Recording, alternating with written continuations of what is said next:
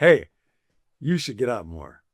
We're talking about navigating technology as spiritual beings and following a little framework from Jay Kim in his book Analog Christian, where he talks about how a lot of the dynamics that get bred in us from the online world are kind of countered by the fruit of the Spirit. And today is one of my favorite, the second one, joy. And Jay talks about how very often, particularly because of social comparison, our joy gets defeated. But I'm here with the great joy bringer of my life. His name is Chuck Bergstrom, and he introduced me to friendship when we were 15 years old. One of the commitments that we make to each other in Andy Crouch's little book about the TechWise family is to show up at real life occasions. And I remember being at your mom Betty's funeral and bringing the nearest I could to a can of Bean and Ballpark soup. Yep. Because one Saturday in October 1972, when I didn't really have a friend, I went to your house to work on a project together. And by the end of it, I had a friend. And our sacramental meal was Bean and Ballpark. soup. Bean and Ballpark. Yeah. So Chuck's visiting me. We just spent a couple hours on bikes, which we used to do. Yeah. Many, many years ago.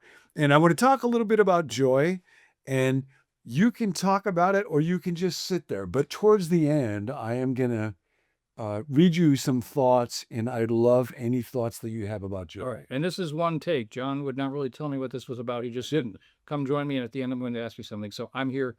Chuck doesn't know what's going on. Clueless as ever. Yep. And this may be completely worthless.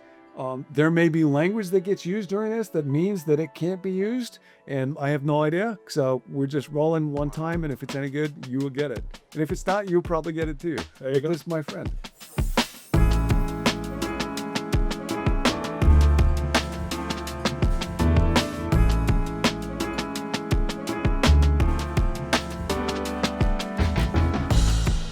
So Jay Kim talks about how very often, although technology is a great gift, the impact it ends up having on our life is joy squelching rather than joy producing. And here's what he writes. Social media's algorithms are designed to feed us a never-ending loop of our desired lives, always just a handful of steps ahead of where we are, deceptively within arm's reach, but always just beyond our grasp by design. We find ourselves envying upward and despising downward. Envying upward and despising downward. And this constant inhale, exhale of comparison is killing our joy. Extensive research has shown in recent years how destructive comparison in the digital. Can we use that word? Yeah, no, probably can't. Digital age is becoming. For example, spending more than 30 minutes a day on social media significantly increases levels of anxiety, depression, and loneliness. So just be thinking about that. What do you want to do today? Another example, when women leave comments on the social media pages of other women that they consider to be more attractive than themselves, dissatisfaction with their own appearance increases. The issue is accentuated by the fact that on social media, we compare not only to those within our real life circles, but far beyond. Instead of just our lives to schoolmates and neighbors, we're comparing it to models and Justin Bieber. And this leaves most of us feeling less than. So take a moment, think right now, what is your joy quotient today? How much joy are you experiencing? How much joy would you like to experience? Part of why I want to have Chuck here is I don't know why. I will never understand this. I don't know why I was given the gift of friendship to him. But when I'm with him, when I see him, when we do something like go to the store together and just say stupid, goofy things that are hilariously funny, although our wives never appreciate how funny we are, but we do. We do. It brings me joy. So who brings you joy? And can you be with them today? Can you call them up today? Can you let them know how much joy they bring you? And then, unless you want to interrupt me. Nope. Never. Okay. Never. You've told me not to do that. So. I want to read words about joy from C.S. Lewis's book, The Problem of Pain. And he has an idea that strikes me as really deep. So I want to read it, and then I want to read something that I wrote just for you, and then I'd love to have you respond, and then we'll be done. But again, this is now your joy day, so be thinking about who could you be with, who can you contact today, what face can you look at, what voice can you hear that will bring you joy, and tell them that. C.S. Lewis has this wonderful idea that he writes about in this book, The Problem of Pain. And one of the things that made me reflect on this is something that I found over the years in funeral services. When people gather for a memorial service for somebody that died, not very often do they read off their resume. There's not much meaning that comes out of reciting their accomplishments. What people talk about is what brought joy to this person. Could be cooking, could be gardening. I have a friend for whom it's the Dodgers. Could be music. There's something that happens when there's a person that we know and they get lit up by joy that becomes a gift to the rest of us. And I think that's part of why so often in the Bible, joy, Paul would say, rejoice in the Lord always. Again, I will say rejoice, Philippians 4:4. Joy is a command. It's something that we do because it's a great gift we give to others. What is it reflecting? That we find different aspects of life, of creation, so joy producing, and then that gives life to others. This is what C.S. Lewis writes. The redeemed shall forever know and praise some one aspect of the divine beauty better than any other creature can.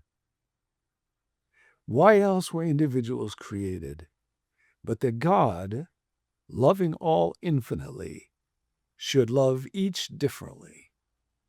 And this difference, so far from impairing, this is not the envying above and despising below, so far from impairing, floods with meaning the love of all blessed creatures for one another, the communion of the saints.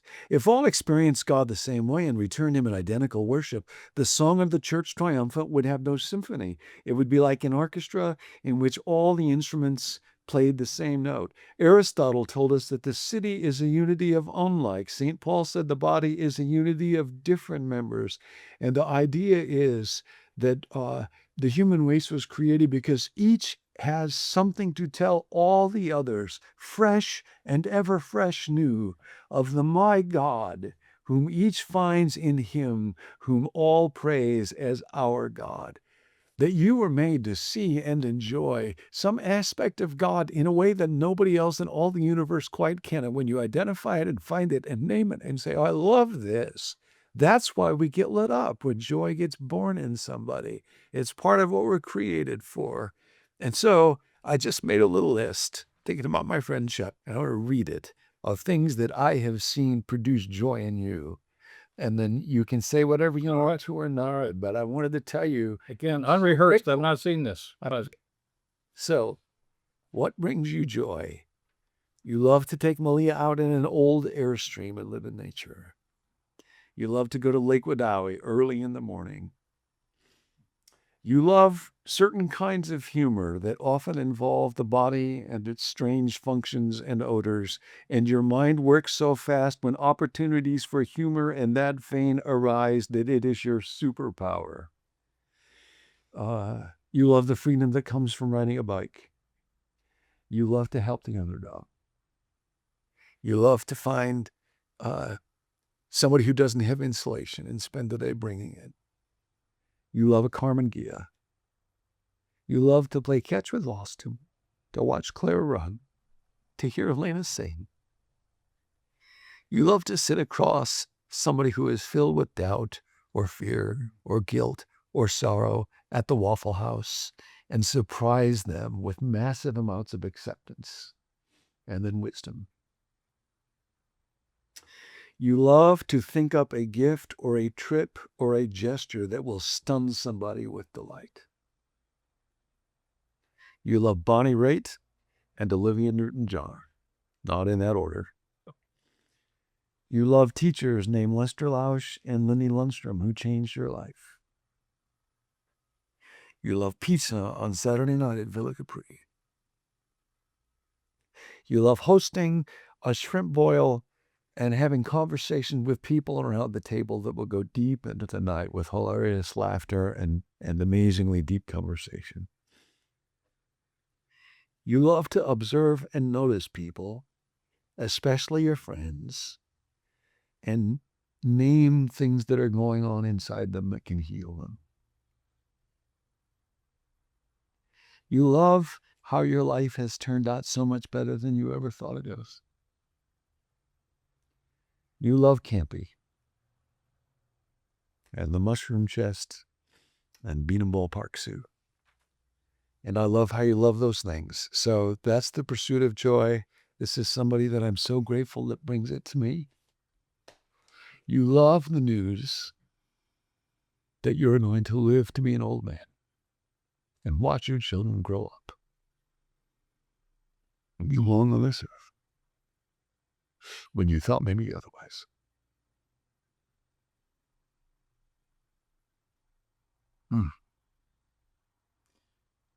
My turn.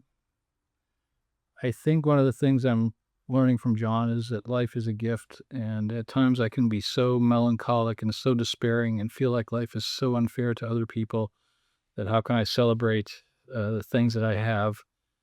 And I realize the only way to help other people is to celebrate the things that I have and to be grateful. And when I do that, life is better for me and for those around me. And I think John has helped me to do that. I just need to be reminded of it constantly to give thanks. And I'm learning that. And there is joy in giving thanks. And I'm so thankful for you. So, think of somebody that brings you joy. What is it they love? Let them know. Tell them what it means. You should get out more. Thank you, Chad. Thanks, John. I love you. Love you. Thanks for joining us. Be sure to subscribe so you don't miss any future teaching from John. You might also want to visit our website, becomenew.com, to access our full library of teaching or to sign up for the emails that go along with each video. Personally, my favorite way to receive these videos is by text. We will send you a text message every weekday morning with the title of that day's video and the link to the video, and that's it. You can just text the word BECOME to the number 855-888-0444 to receive those texts.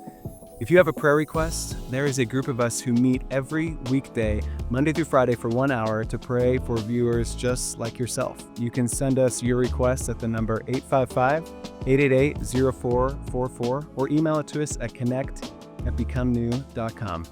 Remember, the will is transformed by experience, not merely information. So we hope you get out more. See you next time.